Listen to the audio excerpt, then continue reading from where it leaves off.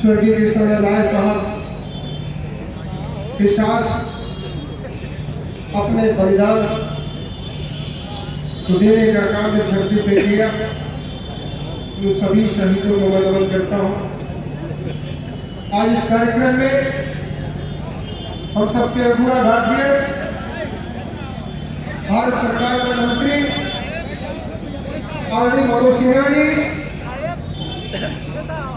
और इस कार्यक्रम की अध्यक्षता कर रहे हैं कैप्टन साहब, क्लियर हो जाएगा, बस बैठ जाएगा। इस जनपद के भारतीय जनता पार्टी के जिला अध्यक्ष भव्य प्रताप सिंह जी, विधायक भाई उपेंद्र तिवारी जी, बहुत बहुत धन्यवाद देना चाहता हूं। आज 29 नवंबर का दिन है। 29 नवंबर का दिन इतिहास के पन्नों में हमेशा याद किया जाएगा। क्यों याद किया जाएगा? इसको मोहम्मदाबाद की जनता समझती हो, पूर्वांचल की जनता इस बात को समझती थी।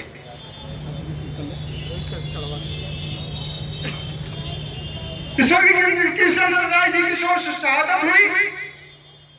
क्यों हुई, कैसे हुई, पूरा पूर्वांचल जानता है, कोई बताने की बात नहीं है। लेकिन उन्होंने जो समाज के लिए, इस मोहम्मदाबाद क्षेत्र के लिए एक बीड़ा उठाया था कि हमें इस क्षेत्र का विकास करना है, हमें जुल्म की ताकतों के खिलाफ खड़ा होकर के हमें समाज की सेवा करनी, उसी की वजह से वो घटना हुई। वह दिन भूलता नहीं है। इतिहास में जब तक आदमी रहेगा उस चीज को याद करेगा। हम सब भी उस चीज को याद करेंगे, वह दिन और समय, क्योंकि उनके वीरता का कोई, हम जानते हैं कि उनकी वीरता किस तरह से थी। सबको पता था, सरकार को पता था, प्रशासन को पता था कि घटना होनी है, उनको भी पता था कि घटना हो सकती है, लेकिन कभी झुके नहीं और निकले, जनता के बीच में गए और उनके साथ घटना हुई। क्योंकि घटना से कुछ दिन पहले उन्होंने मुझे फोन करके कहा था कि कुछ लोग पीछे लगे हुए हैं, सरकार के लोग पीछे लगे हुए हैं। आज भी उनकी सरकार है,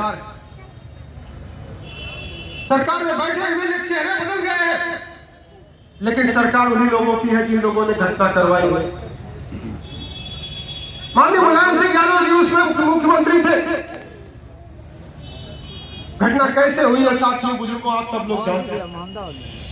घटना किसी व्यक्ति की देन नहीं थी, वो घटना सरकार की देन थी, उन दाताइयों की देन थी जिन्होंने सरकार के सहयोग से वो घटना करवाया।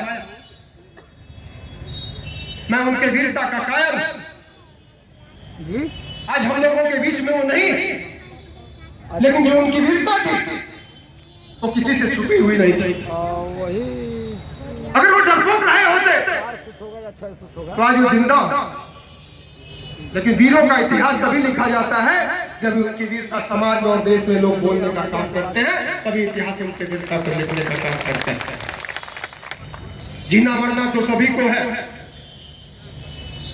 जो इस पृथ्वी पे आया है मरना तो सभी को है, लेकिन जो इतिहास बनाता है, इतिहास समाज उसको हमेशा याद करता है, उसके पद चिन्हों पे चलने का काम करता है। चाहे हम किसी की बात कर ले, चाहे हम भगत सिंह की बात कर ले, चाहे हम चंद्रशेखर आजाद जी की बात कर ले, चाहे सुभाष चंद्र बोस जी की बात कर ले, सभी की वीरता की वजह से ही हम आज याद करते हैं। मैं उन दाताइयों की बात करता हूं। अभी आप लोगों ने देखा, कुछ दिन पहले की बात थी कि चाचा भतीजे का झगड़ा की वजह से चाचा ने उनको पार्टी में लिया और भतीजे ने कहा कि नहीं, हम इनको पार्टी में नहीं लेंगे। ये क्या था? ये ऐसे गिरगिटान की तरह लोग हैं, ये दादाई ऐसे गिरगिटान की तरह है कि अपने फायदे के लिए कहीं भी झुकना पड़ेगा, झुक सकते हैं। इनको पता है कि अगला चुनाव उनके बस का नहीं है, अगला चुनाव कैसे जीतेंगे इनको पता नहीं है, जानते हैं इनको सिर्फ अपने अगले चुनाव की चिंता थी, इसलिए समाजवादी पार्टी में जाना चाहते और गए भी। इनको पता है कि अगली सरकार भारतीय जनता पार्टी की सरकार बनने जा रही है, इसलिए समाजवादी पार्टी में जाने का काम किया। साथियों बुजुर्गों, ये समय देख करके भाग करके इन्होंने ऐसा फैसला लिया। मुख्यमंत्री ने कहा कि हम इनको पार्टी में नहीं लेंगे, शिवपाल जी ने कहा नहीं, नेताजी ने कह दिया इनको पार्टी में लिया जाएगा। अरे हर व्यक्ति सम्मान के लिए जीता है, राजनीति कोई करता है तो सम्मान के लिए किया जाता है, गिरगिटान के लिए नहीं किया जाता है कि यहां समय बदला तो वहां चल दिए, वहां समय बदला तो वहां चल दिए। हमेशा इनका इतिहास यही रहा कि बसपा में गए, कभी सपा में गए तो बसपा ने कहा कि गरीबों का मसीहा है, मुलायम सिंह जी ने कहा कि इसका परिवार बहुत अच्छा है। ये क्या है? इस प्रदेश की जो हालत है, इस सपा बसपा की सरकार ने इस प्रदेश में गुंडा राज अपराध को बढ़ाया, चाहे भ्रष्टाचार को भी बढ़ाया इस सरकार ने। आज उसी के देन है कि ऐसे लोग जिंदा, उसी की वजह से है कि आज ऐसे लोग जिंदा हैं। ऐसे लोगों को जो चौराहे पे खड़ा करके गोली मार देनी चाहिए तो भी कोई दोष नहीं होगा भाई।